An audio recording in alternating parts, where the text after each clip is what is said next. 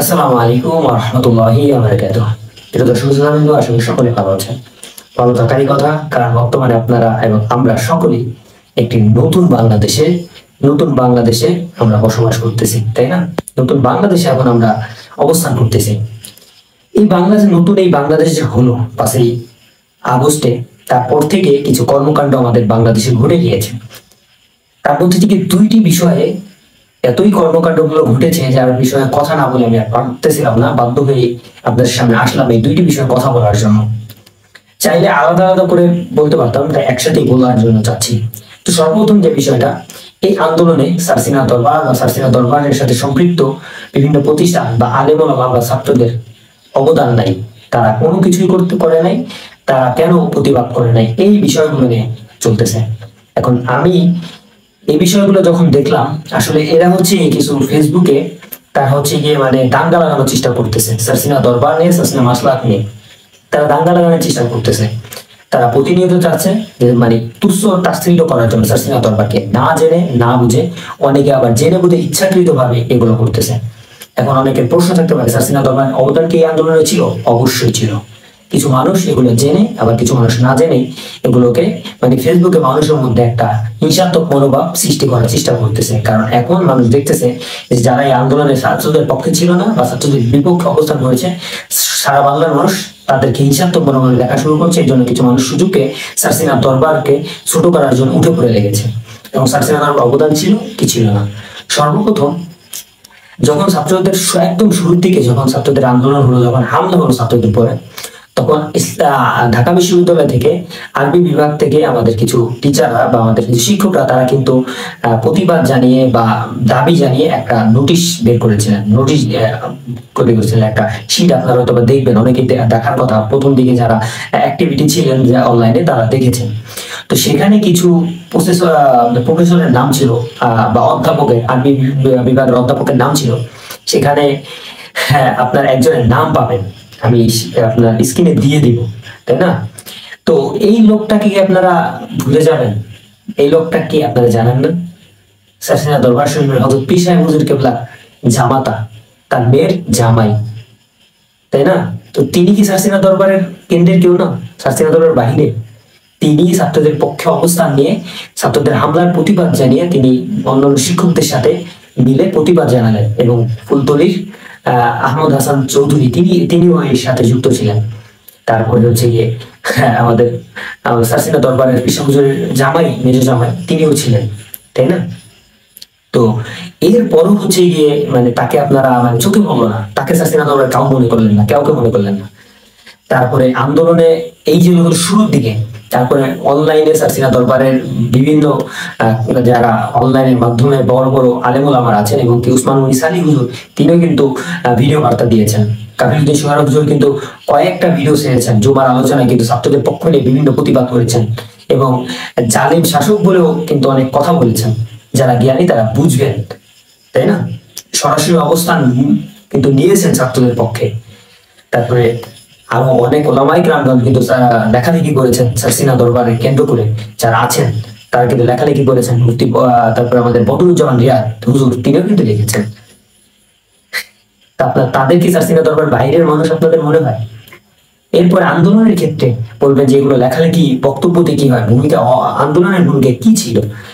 আন্দোলনের ভূমিকায় আপনারা কি যে দারুন সিদ্দিক কামিল মাদ্রাসা এবং ইসলামী আরবি বিশ্ববিদ্যালয়ের ছাত্ররা যে তারা যে 5ই আগস্টের দিনকে তারা যে মাঠে অবস্থান করেছিল, স্বয়ং আন্দোলনে নেমেছিল 5 তারিখে, সেই ঘোষণাকে আপনারা দেখেন নাই? দারুন সিদ্দিক কামিল মাদ্রাসা এবং ইসলামী আরবি বিশ্ববিদ্যালয়ের যত ছাত্র আছে সবাই মিলে 5 তারিখে ঢাকায় তারা আন্দোলনে নেমেছিল, সেটা আপনাদের চোখে পড়বে তা তো না। আপনারা পড়বে কোথায় গিয়ে কি দোষ করেছে, সেই দোষ আপনাদের পড়বে, কিন্তু কে ভালো কাজ করেছে সেটা আপনাদের চোখে পড়বে না, তাই না? তারপরে সারসিনা দরবারের একজন উজ্জ্বল নক্ষত্র, আপনার আমাদের বাংলাদেশ ছাত্র হিজবুল্লাহ কেন্দ্রীয় সভাপতি শামসুল আলম মুহিব্বি সাহেব, তিনিও কিন্তু আন্দোলনের স্বয়ং মাঠে ছিলেন। ছবি আপনারা কিন্তু অনেকে দেখেছেন, আমি দিয়ে দিব। তিনি স্বয়ং কিন্তু আন্দোলনের মধ্যে মাঠে ছিলেন। তো আমাদের শত শত দারুন সিদ্দিক কামিল মাদ্রাসা বা সারসিনা মাসলাক কেন্দ্রিক বিভিন্ন মাদ্রাসার ছাত্ররা বা সারসিনা মাদ্রাসার ছাত্ররা কিন্তু মাঠে ছিলেন, আন্দোলন করেছেন। আপনারা তাদেরকে আপনার চোখে পড়ে না, তাই না? তখন আপনারা 2-4 জন মানে এই যে আপনার যারা নেমেছেন, মানে ছাত্ররা নেমেছে, এগুলোতে আপনার স্যারসিনার অবদানকে আপনারা মনে করেন না, তাই না?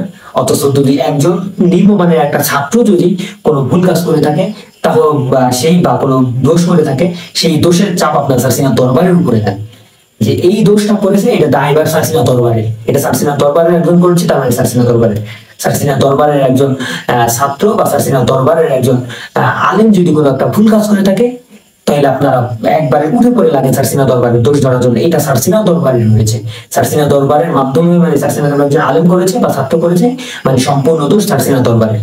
তখন তো দোষ দেওয়ার ব্যাপারে একজন করলে পুরো দোষটা দরবারের উপর দেন, তাহলে এখানে কত মানুষ সার্সিনার সিলসিলার কত মানুষ প্রতিবাদ করেছে, আন্দোলন নেমেছে, এর এর ক্রেডিট কি আপনারা সার্সিনা দরবারকে দিবেন না? এর ক্রেডিট আপনারা সার্সিনা দরবারকে দিবেন না? ও মানে যত দোষ একজন করলে সব দোষের ভাগে সার্সিনা দরবারকে দিবেন, আর সার্সিনা দরবারের ম্যাক্সিমাম মানুষ আপনার ভালো কাজ করলে সেই ক্রেডিট আপনার সার্সিনা দরবারকে দিবেন না, তাই না? সার্সিনা দরবারের পিসা হুজুরের কোনো আদেশ নাই কেন? বর্তমান যে পিসা হুজুর আমাদের সার্সিনা দরবারে, তার বাবা কিন্তু মারা গেলেন আন্দোলনের মধ্যে। আমাদের মরহুম হুজুর যিনি আমাদের আগের যে রাহবার, আমাদের প্রিয় রাহবার মরহুম হুজুর সার্সিনার, তিনি মারা গেলেন এই আন্দোলনের মধ্যে। সেই সুখে কিন্তু একটা দরবারের পিসাব মারা গেলে তাদের মুরিদদের মনের ভিতরে কি একটা অবস্থা হয়, সেই মুরিদরাই বুঝবে। তার মধ্য থেকেও সার্সিনা দরবার বিভিন্ন আলেম ওলামা ছাত্ররা মাসলাকের বিভিন্ন মানুষজন কিন্তু প্রতিবাদ করেছে, আন্দোলন নেমেছে। পিসা হুজুর কিছু বলেন নাই, কারণ তিনি এমনিতেই তার বাবা হারা হয়েছেন, মুরব্বী হারা হয়েছেন। শুধু তিনি বাবা হারা হন নাই, তিনি একজন মুরব্বী, তার পীরও হারা হয়েছেন। পরিবারকে বিভিন্ন এই সময় তিনি পরিবারের বিভিন্ন সমস্যা মানে একটা কষ্ট দুঃখ কষ্টের মধ্যে তিনি ছিলেন, তাই তিনি সরাসরি তো অবস্থান নিতে পারেন না, কিন্তু তিনি তার নির্দেশ দিয়ে বা তিনি তো তার দরবারের লোকজনকে নামিয়ে দিয়েছে, তারা তো প্রতিবাদ করেছে, তাহলে তাদের ক্রেডিট কি আপনি দরবারকে দিবেন না? দরবারের কেউ ভুল করলে সেই ভুল যদি দরবার নিতে পারে, তাহলে ভালো কাজ করলে সেই দায়ভার কেন দরবার নিবে না? সেই ক্রেডিট কেন দরবার নিবে না?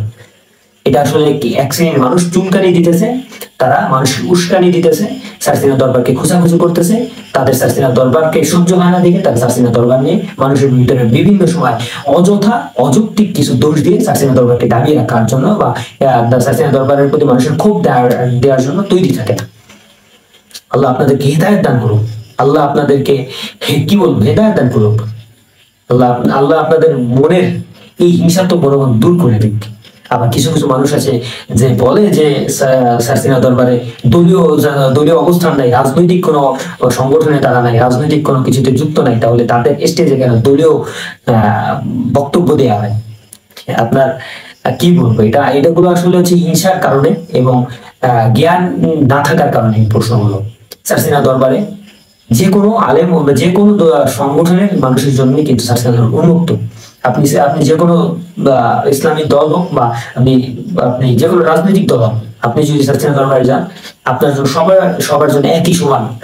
সার্সিনা দরবার সবার জন্য খোলা রয়েছে। আওয়ামী লীগের কেউ অনেক আওয়ামী লীগের কেউ বক্তব্য দেয়, তারপরে চরমনের পিসা হুজুরকে তিনিও বক্তব্য দিয়েছেন।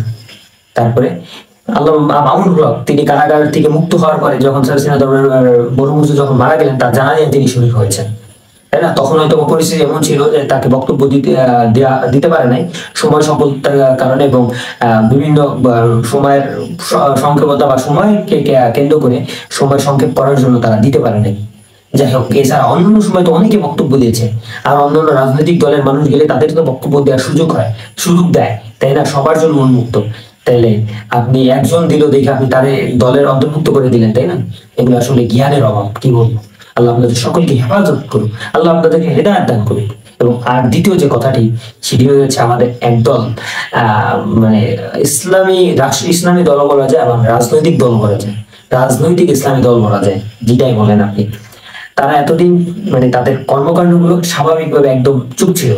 একটা পর্যায়ে আমি যখন আরো 4-5 বছর আগে তাদের ব্যাপারে বিভিন্ন খারাপ মনোভাব মনের ভিতরে সৃষ্টি ছিল, তাদেরকে নিশ্চিত দিয়ে করতাম যে তারা খারাপ একটা দল, বা তাদের ভিতরে অনেকটা হিংসা বা অনেক বিভিন্ন খারাপ খারাপ কথা বলতাম। কিন্তু একটা পর্যায়ে গিয়ে গত 4-5 বছর ধরে আস্তে আস্তে তাদের উপর একটা ভালো দৃষ্টি আসতে লাগলো যে না, এটা আসলে আমার ভুল ধারণা ছিল। কিন্তু এই যে আমাদের 5 তারিখের ঘটনা হচ্ছে বাংলাদেশ স্বাধীন হওয়ার পরে, তারপরে কেন্দ্র করে আমাদের ভাইরা যা কাজ করতেছেন, এগুলো করার কারণে আসলে মনে হচ্ছে যে পিছনে যেটা জানতাম এটাই মনে হয় আসলে তাদের মূল চরিত্রই মনে হয় না, মূল চরিত্রই মনে হয় না। গত 4-5 বছরে তারা মনে হয় মানে কিছু করতে পারে নাই, তাদের ক্ষমতা ছিল না দেখে তারা চুপচাপ ছিল। এখন ক্ষমতা পেয়ে গেছে, তাদের আসল চিত্র তারা দেখাচ্ছে, এরকম মনে হচ্ছে। কারণ 5 তারিখে বাংলাদেশ এক প্রকার স্বাধীন হলো, 7 তারিখ বা 6-7 তারিখের পর থেকেই বিভিন্ন মাজার ভাঙা শুরু হলো, বিভিন্ন ইসলামিক নিদর্শনাগুলি ভাঙা শুরু হলো, তাই না? ভাস্কর্য, বিভিন্ন মূর্তির যে ভাস্কর্য আছে সেগুলো ভাঙলো, সেগুলো আলাদা কথা। কিন্তু বিভিন্ন অলির মাজারগুলো যা আক্রমণ করলেন, বিভিন্ন মসজিদের ইমামকে ঘাট ধরে নামিয়ে, যে আপনারা যে আপনাদের একজন লোককে আপনার ইমামের দায়িত্ব বসিয়ে দিলেন, এগুলো কি আপনাদের ইসলামিক চরিত্র থেকে এগুলো শোভা পায়? রাসূলুল্লাহ কি সুন্নতে এগুলা? এই যে যা কাজগুলো করতেছেন জামাতে ইসলাম এবং ইসলামী ছাত্র শিবির, এই কর্মকাণ্ডগুলো দেখে সত্যি আমি হতবাক। তাদের চরিত্র কি এটাই? এটাই কি তাদের ইসলামী শিক্ষা? ইসলাম কি এটাই শিক্ষা দেয় যে মাজার ভাঙো, মাজার ভাঙো, ইসলামী নিদর্শনগুলো ভাঙো? হ্যাঁ, আমি কখনোই যারা মাজারে পূজা দেয় তাদের বিপক্ষে, আমি কখনোই মাজারকে পূজা দেওয়াকে আমি কখনোই সমর্থন করি না। এবং যদি মাজার হয় তাহলে সেটা অবশ্যই অপসারণ করা প্রয়োজন। তবে সেক্ষেত্রে আপনি যে হুট করে ভেঙে ফেলবেন সেটা তো না। আপনি আগে সেখানে মানুষদেরকে বুঝান এগুলো জায়েজ নাই, এগুলো ঠিক না। এখানে একজন অলি মাজার আছে, ঠিক আছে, তো আপনার জিয়ারত করো, সুন্নাত যে পদ্ধতি আছে সেগুলো অবলম্বন করো, ভাঙার দরকার নাই। কিন্তু তারাও যদি না মানে তখন একটা পদক্ষেপ নেবেন। আপনি হুট করে মাজার ভাঙতে চলে যাবেন, এটা তো কোনো শোভা পায় না। এটা তো ইসলামকে আপনাকে এই শিক্ষা দিয়েছে? দেয় না, তাই না? আপনারা যে হুট করে আপনারা ক্ষমতা পেয়ে গেছেন, 2 দিনের ক্ষমতা পেয়ে আপনারা নিজেরা একদম দেশের প্রধানমন্ত্রী মনে করতেছেন। আসলে আপনারা এই 2 দিনের প্রধানমন্ত্রী যে মনে করতেছেন, এটা আসলে আপনাদের চরিত্র দেখাচ্ছেন। কয়েকটা দল তারা এই 2 দিনে ক্ষমতা পেয়ে যে তারা যা করতেছে, মনে রাখবেন গত 15 বছরে একটা দলকে যারা সরাতে পারেনি, সেই দলকে কিন্তু ছাত্ররা 15 দিনে কিন্তু সরিয়ে দিয়েছে। 15 বছরে সারা বাংলাদেশের মানুষ যা করতে পারে নাই, 15 দিনে কিন্তু ছাত্ররা তা করে দেখিয়েছে। সুতরাং আপনারা হুট করেই মানে আপনাদেরকে এরকম ক্ষমতাবান ভাববেন না। তাহলে মনে করবেন এই আপনার অধপতন দেখে আপনাদের শিক্ষা নেওয়া উচিত। আপনাদের অধপতনে কিন্তু এরকম ভাবে আসতে পারে, আপনাদের কিন্তু এরকম অধপতন হতে পারে, তাই না? ছাত্ররা কিন্তু চাইলে আপনাদেরকে এক নিমিষে নামিয়ে দিতে পারে, তাই না? এই ক্ষমতার পান নাই, আপনারা ক্ষমতার অপব্যবহার করবেন না। অল্প একটু ক্ষমতা পেয়ে ক্ষমতা প্রধানমন্ত্রী নিজেকে মনে করবেন না। আপনার মধ্যম পন্থা গ্রহণ করুন, শান্তিপূর্ণ দেশ গড়ুন, সবাইকে মিলেমিশে আপনার দেশ চলতে হবে। আপনি একঘেয়েমি করে দেশ চালাতে পারবেন না। আপনি মনে করেন যে আপনি আপনার পুরো দেশের মানুষকে আপনার মতাদর্শ তৈরি করবেন, জোর করে হলে, ঘাট টিপ দিয়ে হলেও, গলা চিপ দিয়ে হলেও আপনার মতাদর্শ তৈরি করবেন, এটা কখনোই সম্ভব না। রাসূল সাল্লাল্লাহু আলাইহি ওয়াসাল্লাম বলেছেন শেষ জামানায় 73 ফেরকা হবে, তার মধ্যে 72 ফেরকা যাবে জাহান্নামে। আপনি তাহলে কি আপনি ঘাট ধরে কি 73 ফেরকা রাসূল সাল্লাল্লাহু আলাইহি ওয়াসাল্লামের হাদিস বাদ দিয়ে কি সবাইকে এক ফেরকা বানাতে যাচ্ছেন? তাহলে আপনি আপনি একজন দুশমন, আপনি একজন আপনার নতুন করে আপনার মুসলমান হতে হবে, আপনি মুসলমান থেকে খারিজ হয়ে গেছেন যদি এটা মনে করেন। রাসূল সাল্লাল্লাহু আলাইহি ওয়াসাল্লামের হাদিসকে অস্বীকার করে আপনি যদি তার বিপক্ষে অবস্থান নিতে চান, তাহলে আপনি মুরতাদ হয়ে গেছেন, আপনি নতুন করে আবার মুসলমান হন। 73 ফেরকা থাকবেই, সবাইকে মিলেমিশে আপনার চলতে হবে। আপনার যেটা আপনার তো যে হক হয়ে থাকে সেটা কিয়ামতের দিন আপনি আল্লাহর দরবারে কবুল হবে। আপনি মানুষকে হকের পথে দাওয়াত দিবেন, সে যাবে কি যাবে না সে অবস্থা বুঝে সারমনে যাবে। আপনি জোর করে যে একটা আপনার মতাদর্শ করবেন, আপনি একঘেয়েমি করবেন, তাহলে বাংলার মানুষ, সুন্নি জনতা বা যে মতাদর্শের মানুষ হোক না কেন, তারা কিন্তু তার প্রতিবাদ গড়ে তুলে আপনাদের কিন্তু এই অপশক্তিকে কিন্তু রুখে দিবেই। যদি 15 বছরের এই ক্ষমতাকে রুখে দিতে পারে 15 দিনে, তাহলে আপনাদের এই ক্ষমতাকে ছাত্র সমাজ, বাংলার মানুষ কিন্তু রুখে দিতে কিন্তু সময় লাগবে না। সতর্ক হয়ে যান। আল্লাহ তাআলা আপনাদের সকলকে হিদায়াত দান করুন, ইসলামের সঠিক দীক্ষাটা দান করুন। এই সমস্ত আপনাদের অনৈতিক কাজ, এক প্রকার জঙ্গিবাদী কাজ থেকে আল্লাহ তাআলা আপনাদের সকলকে হেফাজত করুন। ওয়া আখিরু দাওয়ানা আলহামদুলিল্লাহি রাব্বিল আলামিন। আসসালামু আলাইকুম ওয়া রাহমাতুল্লাহি ওয়া বারাকাতুহু।